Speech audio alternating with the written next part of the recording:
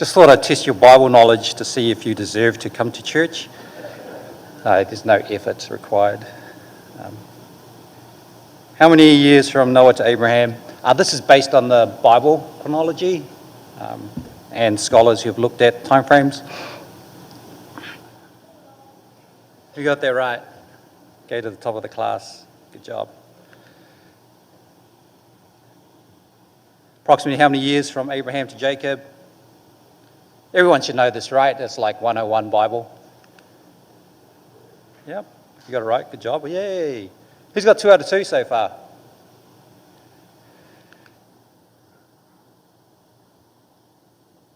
Yeah, Jacob to David. So Jacob, his name got changed to Israel. What do you think? Yeah, that's right. You got it right. Good job. Oh, good one. So you hear about King David, normally about him throwing a stone, but he was a king. So how many years between him and Jesus? What do you think? Yes, you got it right. A long time. It's a long time. And when we look at this, you can just sort of see the length of time that God is working in people's lives, giving promises, working with their failings, having hopes and aspirations for them. It's a long time. It's been a long time. And God still continues to work. And so we're continuing our series, Rewriting the World, Your Role in God's Story of Shalom is this series this month. And I just want to remind us of what Shalom means, what we're looking at. We're using Nicholas Waterstaff's definition here, where it's a peace where there is harmony. Not just harmony, but delight. And your relationship, my relationship with God, with our neighbors, with creation and nature, and in particular, inside ourselves. And so when we take this concept of shalom or peace or wholeness and we apply it to the story of the Bible, the meta-narrative of the Holy Scriptures, we start to see creation as making shalom. We see the fall as breaking shalom. We see Israel as seeking shalom. We see that Jesus is the saving shalom. Then we go into the church and we see shalom being embraced. And then the new creation and a time to come, we see that we enter the completeness of shalom. And so we see this sort of overview of where we're heading with just unpacking God's meta-narrative. So meta meaning the big story, ideology, overall. And so I want to take a recap of where we've been for the previous 2. And we want to start with creation, making shalom, and then I want us to recap very quickly the fall, breaking shalom. Put your hands up if you've been here for both. Okay, sorry to bore you. You can, but thank you for being patient. So here we go. When we see creation, we see that God created the world in a state of perfect peace and harmony, where everything worked together flawlessly. Humans were given the responsibility to care for and maintain this harmony, acting as stewards of the earth. A very simple description of what's happening there. And we looked at, in particular, God, because he's the main character of creation story. And we looked at, and God said, Vayomer Elohim in Hebrew. And we looked at this word in particular because when God spoke, certain things took place. I'm not talking about what was created, but we see behind God's words 2 very, very key points. One, that when he speaks, it reflects his absolute sovereignty. And sovereignty means that there is no one above you. You are it. You are more than Zhang. You are just like complete authority. And we see it's absolute when God speaks over all creation. God said, "Let there be light." And there was light. But not only that, we actually see that his absolute sovereignty, but we also see that he's not only the creator, but the very one whose very words can create, shape, and command reality. That's just amazing, that he can command reality. And then we looked into, and there's so much to look in the creation story, but we just focused a little bit on this really key part of the creation story. And that's where the Lord God formed man of the dust of the ground and breathed into his nostrils a breath of life, and man became a living being. In some versions, they say a living soul. All of a sudden, the earth had God, the Creator, breathe into it, and something unique was formed. Something that had the image and the stamp, the imprint of God was formed. And so being made in the image of God, Adam and Eve, as representatives of humanity, have certain characteristics and abilities that are just totally unique to them. And we've looked at those very quickly. One of the most important characteristics given to us by God is free will, the freedom to choose. They were given an amazing opportunity to have relationship with the Supreme Being. I don't know if you know any K-pop stars and you have a relationship. I'm just going to message I don't know if you know any politicians. I don't even know if you know Bill Gates or, Elon Musk. These people had relationship with the Supreme Absolute Being, God. Intimate, walking with Him, fellowshipping. And they were given the opportunity to reflect His glory. When they met with God and then they went about their business, they reflected who God was. And they also had this ability to know right and wrong, and they had this ability to engage in spiritual activities with God. They had that ability, that capacity. And ultimately, they were in a garden there to fulfill God's purposes. All perfect, all harmonious, all complete. They were His crowning glory. When God looked down on earth, it's almost like Adam and Eve, they just rose in His eyes. It's a bit like me when I go to visit my children and my grandchildren. I got beautiful children, don't get me wrong, 4 beautiful people. I love them dearly. But when I walk in the room, I don't look at them, I look at my grandchildren. And in a sense, I believe God's like that at this time. Adam and Eve, they just were His crowning glory. But then we took time to have a look at the fall, the breaking of Shalom. And we see here when humans choose to disobey God, it disrupted the perfect peace, introducing pain, suffering, and disorder into the world. This event is known as the fall, and it affected every part and every aspect of creation. And we took time to actually look not just at the fall, but Genesis 1 to 11, and we looked at a video from the Bible Project which describes it far better than I ever could. And we could see that the consequences that followed the fall from the Garden of Adam and Eve represented where humanity was going. And it was sad. It was terrible. It was discouraging. But it was the reality of what took place. And so we quickly looked at that. And we could see here that the relationship Adam and Eve had with one another and with God and with nature, it was essentially broken. We saw here that their behavior, where they should have been expressing God's qualities of wisdom and love, we see murder, we see oppression in the stories that follow. It's broken. And then when we see engagement with what were called sons of men, there's a story, and we don't know if they were fallen angels, we don't know who they are, but what we know is that what came out of that was more oppression, more violence, and the capacity to actually worship and love God was just diminishing. As we see the story played out, it's broken. And then when God sees this and in His righteous judgment says, this can't keep going on, this is going from bad to worse to terrible, we need to start again, and He floods the earth to clean the earth and chooses one man in particular, Noah, and his family, righteous Noah, it's said.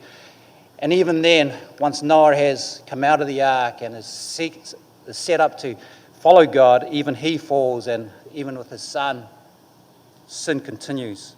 and where they should be representatives of God on earth, we see that it's broken. And at that stage, humanity is one in a sense. And we find them that as they gather, what is within their heart and what are they looking to do, follow God's purposes, we see no. If anything, they're like Adam and Eve seeking independence. Adam and Eve did it individually. Collectively now we have humanity saying, you know what, we need to believe in ourselves. We need to be the authors of our own future. Let's do that in expression by building this tower that will lead up to the heavens, and we will be there with the gods and perhaps like the gods. Whereas God is saying, look after the earth, go out there. We find that they're not prepared to follow God's bigger plan, and it's broken. And in the midst of this, there's an interesting thing that when we turn our attention from humanity and what's played out from the fall, and we turn our direction back to God, we see something that reminds us of who God is. We see that in the garden he gave a promise that someone from the woman, a seed born out of the line of the species of humanity, is actually going to conquer the perpetrator, the deceiver, the one that caused sin to come into the world, but not without being hurt and harmed. And that promise right there in the garden reflects God's intent and his love and his care. And the fact is that restoring shalom is only possible through God's solution and promises. And we see that. Whereas we look at humanity, we see brokenness. We look to God, we see a solution. And then we took a look into just pressing down a little bit personally into Adam and Eve, and we looked at three words. We looked at purpose, identity, and value. We understood that for Adam and Eve, they were called to be stewards, but stewardship came out of the very fact that they actually had relationship with God. And it was deep. And that from that they could actually then have purpose and serve, but it came from relationship. We also understood that when we start to look at their identity, it seems pretty obvious, but their identity comes from the very fact that they had the ability, the capacity to even have a relationship with God. The animals were named by Adam, and their identity relates back to what Adam gives them. Adam and Eve have their identity relate back to God because God gives them the ability to walk with him, to be in relationship with him. And then when we look at value, we see that their value intrinsically comes from the very fact that God created them, that God made them, that he breathed into them the breath of life, unique to them and not like anyone else. And we find that purpose, identity, value, there in the garden, there for Adam and Eve, there alive and vibrant, and then it's broken. But we're reminded in the story, and God is so good, that the solution is coming, that it's not all doom and gloom. And so that leads us into the next stage of our series, and this is seeking Israel, seeking Shalom.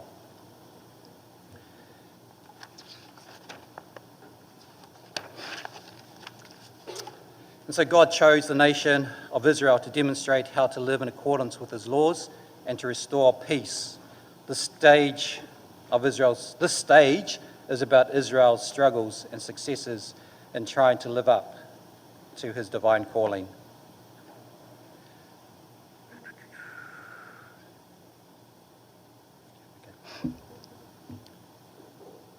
And so we see here that God is seeking for shalom to be actioned in a group of people. And the question we must ask ourselves is, how did this begin? And so we're going to look at an overview through the Bible Project again to help us understand how Israel was formed by God's design and engagement. And so we're going to look at a video from the Bible Project. Thank you.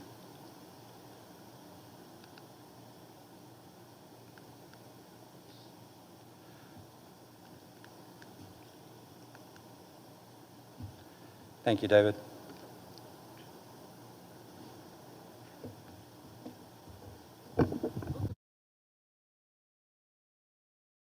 The book of Genesis In the first video, we saw how chapters 1 through 11 set up the basic storyline of the Bible. God has created all things, and he makes humans in his image to rule the world on his behalf.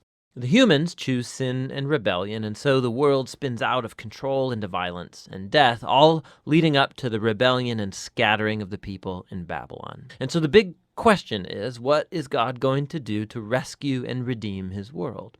Well, out of that scattering at Babylon, the author traces a genealogy of just one family that leads eventually to a man named Abram, later known as Abraham.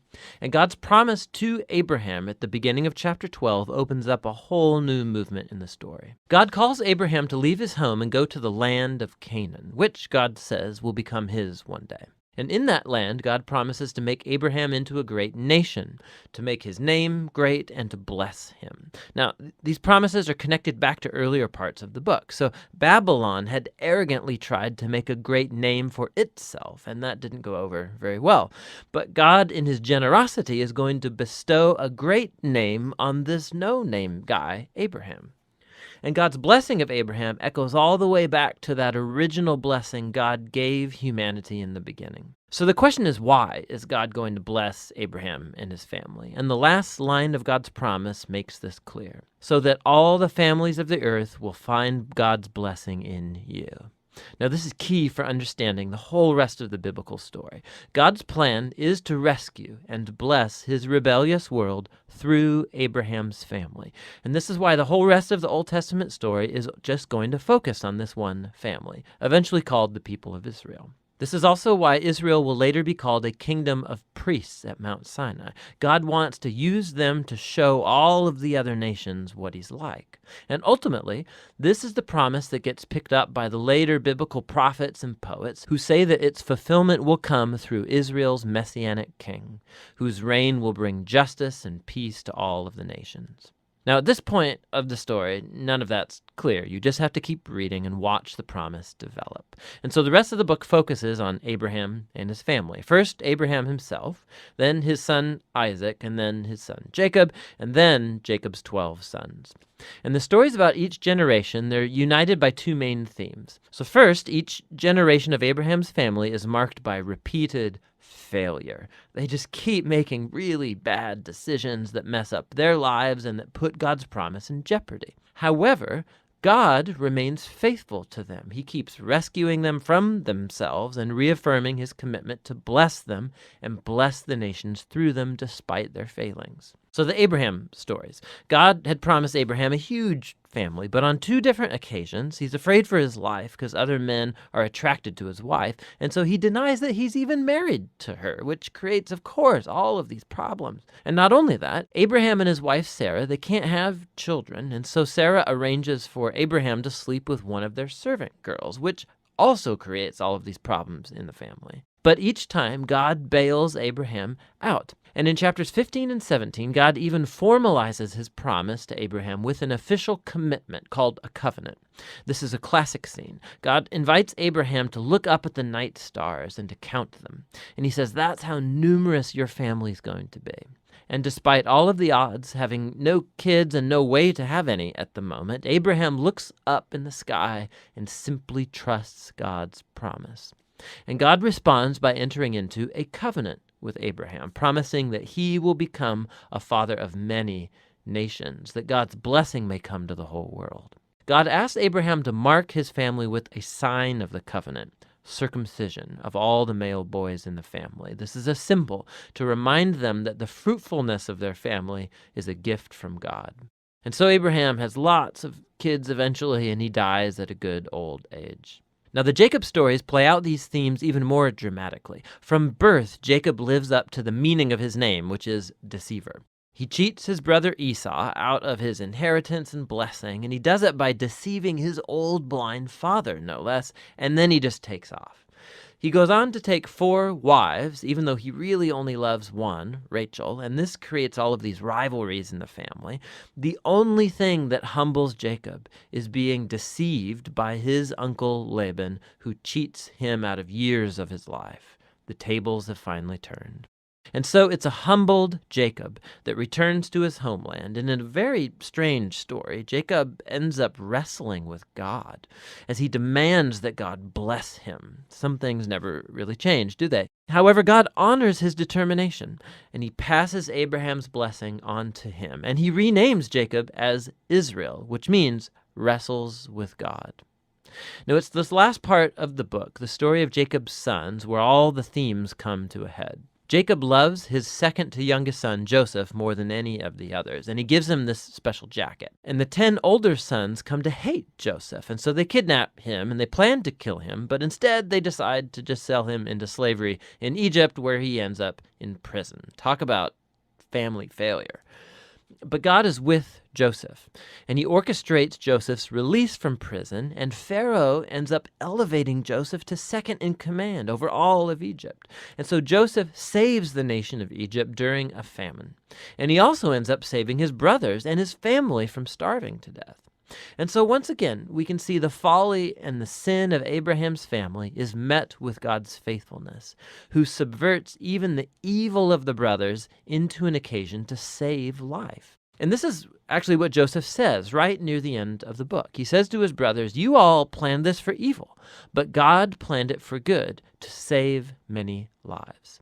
Now, these words are strategically placed at the end of the book because they summarize not only the story of Joseph and his brothers, but the book as a whole. From Genesis 3 onward, humans keep acting selfishly and doing evil, but this God is not going to leave his world to its own devices. He remains faithful and determined to bless people despite their failures. You can see this especially in how that mysterious promise about the descendant of the woman gets developed throughout the book. So remember, Genesis 3, God promised that this wounded victor would come and crush the snake and defeat evil at its source. And the author then connects this promise directly to the line of Abraham. This is a part of how God's going to bring his blessing to the nations. Now, from Abraham, this promise gets connected to Judah, the 4th son of Jacob. And this is how. In an extremely important poem in chapter 49, in aging Jacob, he's on his deathbed, he wants to bless his 12 sons. And when he comes to Judah, Jacob predicts that Judah will become the tribe of Israel's royal leaders, and that one day a king will come who will command the obedience of all the nations and fulfill God's promise to restore the garden blessing to all of the world. And then after this, Jacob dies. And later Joseph dies too. And the growing family remains in Egypt. And so the book of Genesis ends with all of these future hopes and promises left hanging and undeveloped. And it forces you to turn the page to see how it's all going to turn out. But for now, that's the book of Genesis.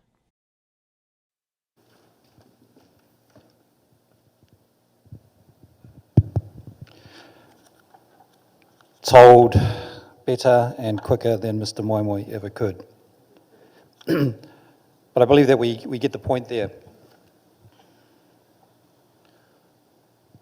And we see that God is at work. We can see from here that it traces back to the fact that shalom can only be restored through God's solution and promises. We see here that the blessing is not just for those that he's speaking to, but also to the future for all nations to be blessed.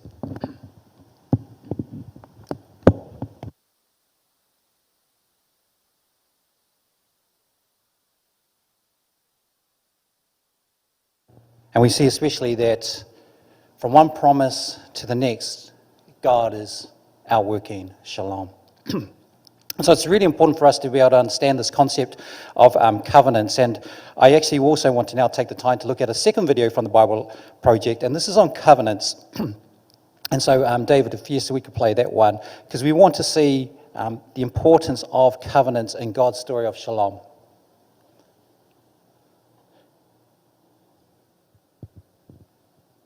You've probably heard of the idea of having a personal relationship with God, which could mean different things in the Bible. You've been around Christians, you've probably heard of the idea of having a personal relationship with God, which could mean different things in the Bible, like having God as a friend, or your father, or maybe your teacher. But there's one particular way that the Bible talks about this relationship that you find all over. But strangely, we don't talk about it that much. And that's the idea of a partnership with God. A partnership like working alongside someone to accomplish a goal together. Right, and this is actually what you see at the beginning of the Bible. God creates this good world full of all of this potential. And then God appoints these unique creatures, humans, as his partners in bringing more and more goodness out of all that potential. But the humans don't want to partner with God. They rebel and try to create a world on their own terms. And so this broken partnership is the Bible's explanation for why we're stuck in a world of corruption and injustice and the tragedy of death. It's not like there's just one or two humans who have bailed on this relationship. In the story of the Bible, everyone has abandoned the partnership with God. So what God does is select a smaller group of people out of the many, and he makes a new partnership with them called a covenant. And in a covenant, God makes promises, and then in exchange asks his partner to fulfill certain commitments. And the purpose of all of this is to somehow use this covenant relationship to renew his partnership with everybody else. Now, there are actually 4 times in the Old Testament that we're told God initiates a covenant relationship with Noah, Abraham, the nation of Israel, and King David. And it's through these that God is forming a covenant family into which all people will eventually be invited.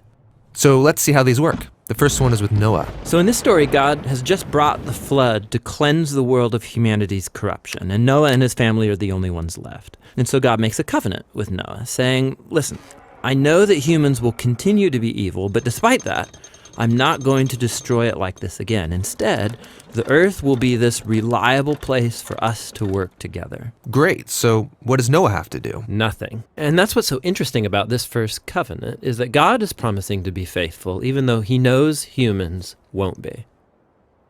The next time we see God make a covenant is with a man named Abraham. God chooses him, promises to bless him, give him a large family, lots of land where they can flourish. And in return, God asks Abraham to trust him and train up his family to do what is right and just. And the whole reason for this covenant is God says that somehow he's going to bring his blessing to all families of the world through this one family. So that's Abraham. The next time we see God make a covenant is when Abraham's family grows into the tribe of Israel. And this covenant is with the whole tribe. God asks them to obey a set of laws, which are these guidelines for living well as a community of God's partners. And if they do this, then God promises to bless them and that they will become a people who then represent him to the rest of humanity. That's the covenant with Israel. The last covenant is with King David. Yeah, the tribe of Israel has become this large nation ruled by David. And God asked David and his descendants to partner with him by leading Israel in obeying the laws and doing what is right and just. And God promises that one day, one of David's sons will come and extend God's kingdom of peace and blessing over all the nations. So those are the 4 covenants that God makes in order to restore his partnership with the whole world. But here's what happens. Israel breaks the covenant. They worship other gods, they allow horrible injustice, and so they lose their land and are forced off into exile. So it seems hopeless. But during this time, Israel's prophets talked about a day when God would restore these covenants in spite of Israel's failure, somehow. Yeah, they called it the New Covenant. And this is actually what's so interesting about Jesus, is that he's introduced into this story as the one who fulfills all of these covenant relationships. We're told that he's from the family of Abraham, and so he will bring the blessings of that family to the whole world. We're told that he's the faithful Israelite who is able to truly obey the law. And we're told that he's the king from the line of David, and so he goes about extending God's kingdom of justice and peace to all. And that's really remarkable for one guy. Yeah, and what it highlights is perhaps the most surprising claim of all made about this man, that Jesus is no mere human, but rather God become human. And God did this in order to be that faithful covenant partner that we are all made to be, but have failed to be. And so through Jesus, God has opened up a way for anyone to be in a renewed partnership with him. So Jesus calls people to follow him and become part of this new covenant family. And despite their failures, Jesus is committed to making them into partners who are becoming more and more faithful. The story of the Bible ends with a vision of a fully renewed world, full of goodness and peace. And there's this renewed humanity there, partnering together with God to expand the goodness of his creation. And so the end of the Bible story is really a new beginning.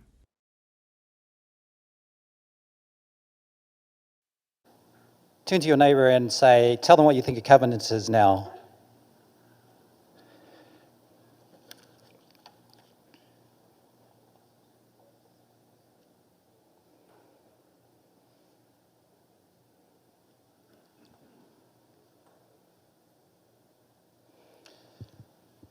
And so we see the covenants that God has given over time, and we looked at the time periods, and it's over a long period of time. It isn't by mistake, it's by design that God is working to bring about his shalom and his restoration. And then we see that it's actually fulfilled in this person, Jesus. And you may not have considered what his background was. To you, he may have been just, that carpenter's son, and then he died on a cross, and, he's born, 2,000 years ago.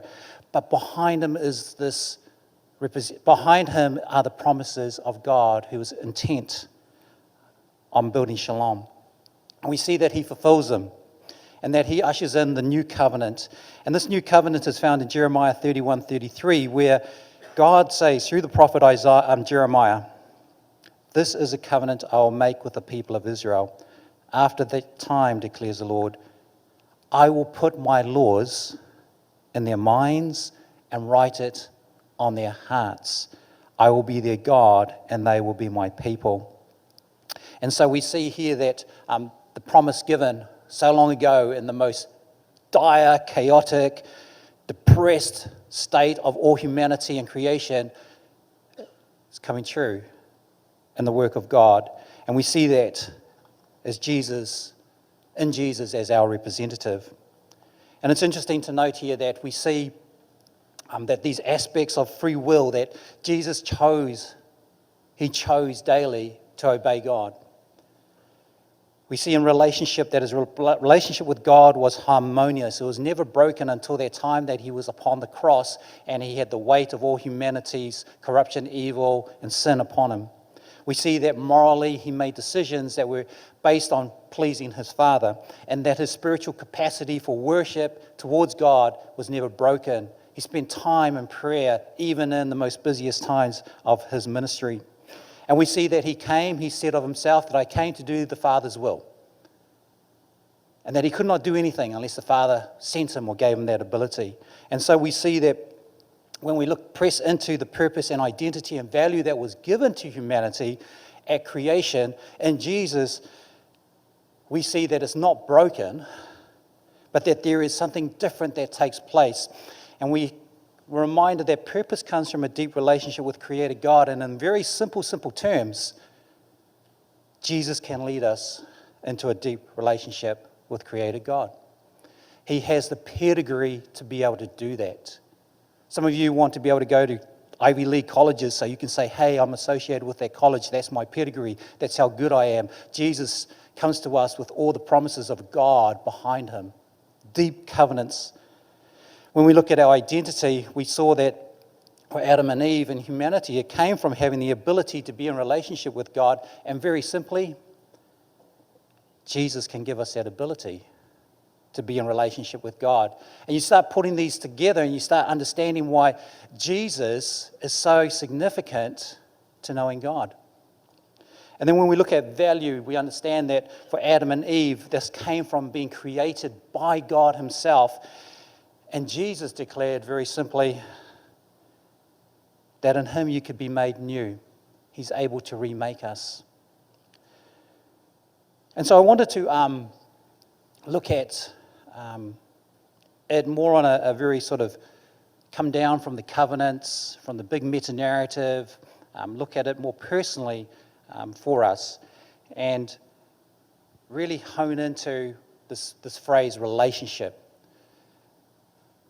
Notice that I'm not saying that Jesus came to save us from our sin. Sin is a cause of the broken relationship. Notice that I'm not saying believe in Jesus and you'll have eternal life. Eternal life is a byproduct of relationship with God. And so the most significant thing that needs to be restored on a personal level for everyone with a beating heart is relationship with God. It's that shalom. It's that completeness. And I'm not sure where you are in your stage of life, but I just wanted to be able to share a few things. So Mr. MOIMOI's already done the mic drop. Don't want to do the iPad drop. But what I'd like to do is just sort of set a scene here. And I don't know where you are in life, and maybe your life to you seems a little bit insignificant, or perhaps you feel that you've got some value in your life, or perhaps you're got a lot of potential in your life. And we understand that relationship with God, we sometimes hear it, it's like a droplet. We hear something and we hear about God's love, and you sort of go, are you talking about me? Oh. Or you witness God working in someone's life or a prayer, and you go, wow, is this God real? And it's like a droplet. Or there might be a time when you're going through a really, really hard time in life, and someone says, I'm praying for you. And you go, oh, who are they praying to? What do they pray? Is it like magic? How does that work? And so these vessels sort of represent us, and that God is able to fill us, and God is able to make us complete, and God is able to make us whole. And it happens in relationship, and it comes to us at times like little drops. Or you might have a time where it actually comes to you in more than just a little drop. So it might be that, you're in a retreat, and it's not just one or two drops, it's quite a few drops, and you feel God's love, and you think, wow, relationship with God is interesting. And you go, I think I'd like to know more about God. And so it becomes more than a bit of a drop. And it starts to fill your life. And you get to have this understanding of who God is. And then there might be an experience in your life where God actually draws near to you in maybe a dark time in your life. And you're like, wow, relationship with God is really amazing. It's almost like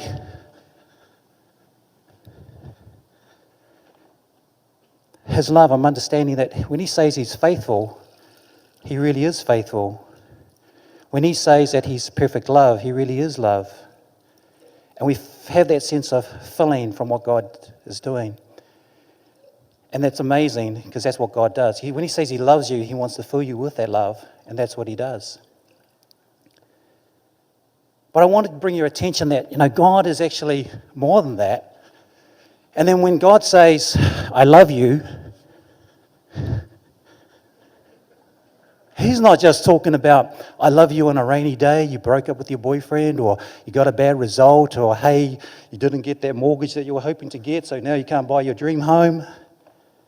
I'm talking about a God who loves to a position that overflows us. I'm talking about a God whose love has no depth, has no height, has no width, and you could say stop, and He doesn't. He doesn't. And we know that love has come out of intent and purpose that is seen in the Garden of Eden, where He didn't let go. I wonder, have you ever thought, was God disappointed? I have created humanity. I've given them myself. They express me. I walk with them. I fellowship with them. They are the joy of my life. And Adam and Eve betray Him. Reject Him. As a parent, how would you feel? Now, the Bible doesn't talk about God's feelings in that sense. It just talks about the consequences of His love. But the fact that God continues to pursue through the covenant with Noah, the covenant with Abraham, the covenant with Moses, the covenant with Israel, and the covenant with David, and then to have Jesus, honestly, it must look a bit more like this.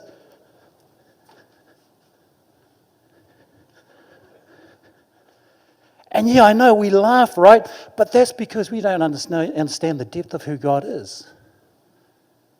The fact that He's inviting you to be part of this story that is so deep, that has such history. And He's saying, I'm going to channel, it comes to you as a drip, but I just need you to know that there is so much of me to give.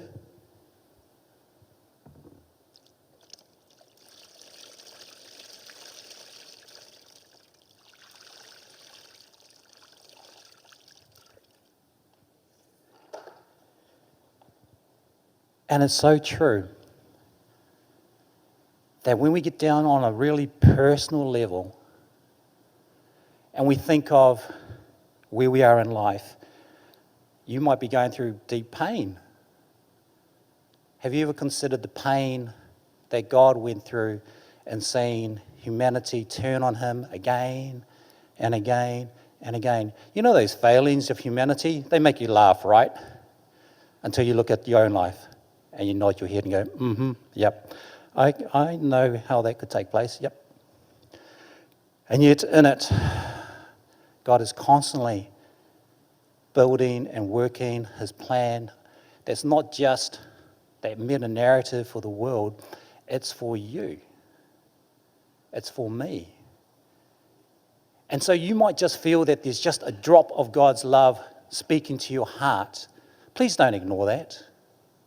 Please don't ignore it as, oh, that's just Christian talk. You know, those Christian people, you know, they like to sing their praise songs and read their Bible. I really need you to understand that behind that sense of love is a God with a story so complete and so deep and so expressive of who he is that honestly, if you would respond to that drop, it's almost like,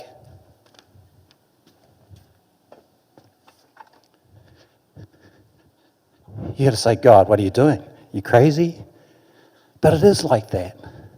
How on earth can he bless a world unless someone's prepared to let that first drop grow and grow and grow in them? And so I wanted to just encourage you. This is a message full of words, but I really want you to know that it's trying to describe something that's real. The phenomenon of God wanting to bring completeness in your life is personal, is full of purpose, will give you identity and gives you value that nothing else in this world can. I mean, seriously, you want to compete with God, you're going to fail. Think of anything that you can think of in this life that can compete with God's vast plan of shalom. There's nothing. There's absolutely nothing. And it's like this, torrent of water that comes upon us that God is wanting to bring into your life and into my life.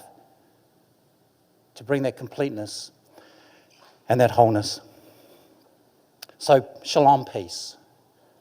Where there's harmony, where there's delight in our relationships, first with God, then with your neighbor, then with nature, and then with self. How do you do that? If you confess with your mouth the Lord Jesus Christ and believe in your heart that God has raised him from the dead, you shall be saved. Saved? Yeah, saved to be restored into relationship. If you're looking for Christianity to be your crutch, your first aid kit, that's okay, but please remember that Jesus is more interested in relationship. If you're looking for Christianity because you want to fit in, don't fit in with Christianity. Fit in with God the Creator, God of the covenants. I really want to encourage you, just with these takeaways that we've got here, I hope you can recognize the story of God's shalom has depth. That's why it doesn't go away. That's why it annoys you and you think about God at times, because he is real and he's living. So how would that impact your sense of purpose? And what ways does your understanding of God's covenants make you feel about your value? You know when someone says God loves you, behind that statement is his promise in the Garden of Eden, his promise to Noah, his promise to Abraham, his promise to Israel, his promise to Moses, his promise to David, and the fact that he brings Jesus. You cannot replace that. I'm sorry. If anyone makes other promises to you that says, oh, I love you. Oh, okay, what's your background? You can't compare with that. There's absolutely no way. How should this knowledge of God's work impact the way you view yourself and others? I hope you understand that we are all in that broken position. Mr. MOIMOI is. We are all in that broken position. But I hope you also understand that it should lead us to love one another, encourage one another, to accept one another, and to help one another, to find our role in God's plan of shalom. Can I ask the worship team if you'd like to come forward as we close with our final song? Thank you.